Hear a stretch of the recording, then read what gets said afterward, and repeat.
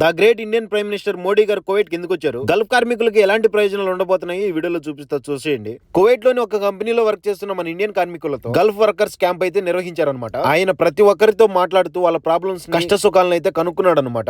ఒక దేశాన్ని నడిపించే వ్యక్తి ఒక కార్మికుడిలా వీళ్ళందరిలో కూర్చొని చాయ్ తాగుతూ సమోసా తింటూ వాళ్ళ సమస్యలు అయితే తెలుసుకున్నాడు అనమాట. చాలా బాగా మన ఇండియన్స్ ని అప్రిషియేట్ చేశాడు. గల్ఫ్ లో ఉన్న వాళ్ళకి ఎలాంటి సమస్య వచ్చా నేను ముందుంటానని చెప్పేసి ఒక భరోసా ఇచ్చాడు. ఆ తర్వాత ఒక స్టేడియం లో కండక్ట్ చేసిన కార్యక్రమంలో మన ఇండియన్ కల్చర్ కి సంబంధించి భరతనాట్యం, కూచిపూడి, రకరకాల క్లాసికల్ డాన్సులతో గ్రాండ్ వెల్కమ్ ఇచ్చారనమాట.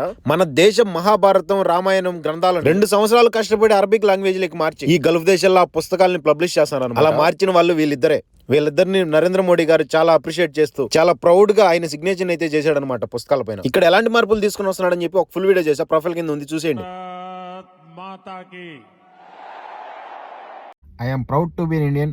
భారత్ మాతా కీ జై. జై హింద్.